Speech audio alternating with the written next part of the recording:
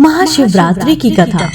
दोस्तों, अगर आप भी महाशिवरात्रि का पर्व मना रहे हैं और आप जगराता करने का सोच रहे हैं तो ये कहानी सिर्फ और सिर्फ आपके लिए है। दोस्तों, आज के इस कहानी में हम आपको बताएंगे शिव और बैलगाड़ी। दोस्तों, कुछ साल 300 साल पहले की बात है। कर्नाटक के संदूर दक्षिण क्षेत्र में अपनी बूढ़ी माँ के साथ एक योगी रहते थे। उनकी माँ काशी जाना चाहती थी ताकि वे विश्वनाथ जाकर शिव की गोद में अपने प्राण त्याग सकें। इसके अलावा उनके अपने जीवन में उन्होंने अपने बेटे से कभी भी कुछ भी नहीं मांगा था। उसने कहा, मुझे काशी ले चलो, मैं बूढ़ी हो रही हूँ, मैं वहां पर जाके अपने प्राण त्याग दूंगी।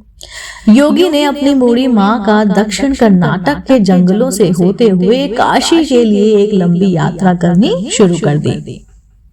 वृद्ध होने के कारण उसकी माँ का स्वास्थ्य बिगड़ गया तो उन्होंने अपनी माँ को कंधे पर उठा लिया और जाहिर तौर पर कुछ समय पश्चात वह कमजोर महसूस करने लगा। उसके पास शिव से याचना करने के बजाय और कोई भी चारा नहीं बचा। उन्होंने याचना की, हे शिव, मुझे मेरे इस प्रयास में विफल मत होने देना।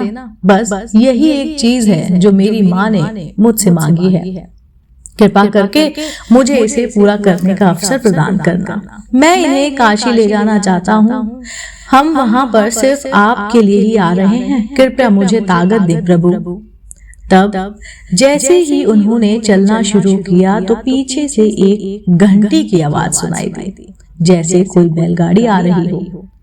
उन्हें धुंध से उभरती हुई एक बैलगाड़ी दिखाई दी जिसे एक बैल सींच रहा था, जो थोड़ा सा अजीब था क्योंकि एक बैल वाली बैलगाड़ी छोटे रास्ते के लिए होती है।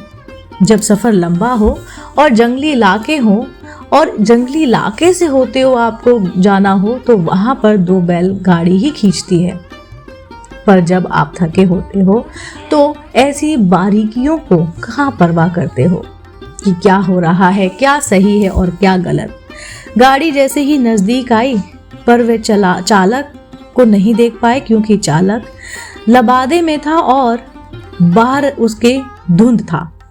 मेरी माँ बीमार है, हम आपसे सहायता मांगते हैं। क्या हम आपकी खाली गाड़ी में बैठ सकते हैं? हमें यात्रा तय करनी है, उन्होंने कहा।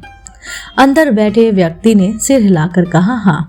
वे दोनों गाड़ी में बैठ गए और बैलगाड़ी आगे चलने लगी। कुछ समय बाद योगी का ध्यान उस बैलगाड़ी वाले पे गया। कुछ समय बाद योगी का ध्यान इस ओर गया कि जंगली रास्ता होने के बावजूद भी बैलगाड़ी बहुत ही आसानी से आगे बढ़ रही है। तब उन्होंने नीचे देखा और पाया कि पहिए घूम ही नहीं रहे हैं, वह रुके हुए हैं पर गाड़ी आगे बढ़ती जा रही है। तब उन्होंने बैल की तरफ देखा और पाया बैल बैठा हुआ था पर बैलगाड़ी चल रही थी। तब उन्होंने चालक की ओर देखा और पाया कि वहां सिर्फ लबादा ही था। उसने अपनी माँ की ओर देखा। माँ ने कहा, अरे पागल, हम पहुंच गए, अब कहीं और जाने की जरूरत ही नहीं है, यही तो वह जगह है, अब मुझे जाने दो। इतना कह के माँ ने शरीर छोड़ दिया। बैलगाड़ी और चालक सब विलीन हो गए।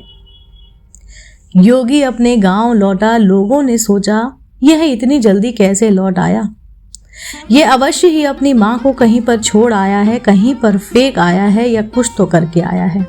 यह उसे काशी तो नहीं ले गया। उन्होंने उसे पूछा, तुम अपनी माँ को कहाँ पर छोड़कर आए हो? उसने उत्तर दिया, हमें वहां जाना ही नहीं पड़ा, शिव खुद आए थे हमारे लिए।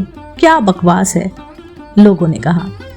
योगी ने उत्तर दिया, मुझे फर्क नहीं पड़ता कि आप लोग क्या सोचते हो या क्या सोचोगे, वे आए थे हमारे लिए और ये बात सच है। मेरा जीवन ज्योतिर्मय हो गया, यह मैं अपने अंतर में जानता हूँ।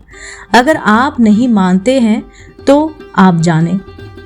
तब उन्होंने पूछा, ठीक है, हमें कुछ ऐसा दिखाओ कि हम माने कि तुम्हें सच में शिव ने देखा और तुम शिवजी से मिले और वे सच में तुम्हारे लिए आए थे। योगी ने कहा, मैं नहीं जानता, मैंने उन्हें नहीं देखा, मुझे सिर्फ एक लबादा दिखा, वहां कोई चेहरा नहीं था, वहां पर कुछ भी नहीं था, सब कुछ खाली था।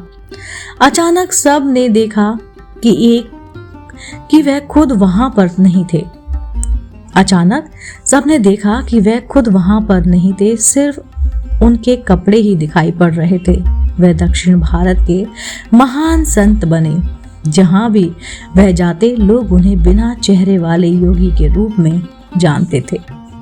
दोस्तों, उम्मीद करती हूँ आपको महाशिवरात्रि के महापर्व पर ये शिव और बैलगाड़ी की कथा जरूर पसंद आई होगी। ऐसे ही धार्मिक पौराणिक कहानी कथाएं सुनने देखने के लिए आप जुड़े रहिए आपके अपने पसंदीदा YouTube चैनल से। मैं फिर से उपस्थित होती हूँ, तब तक के लिए नमस्कार।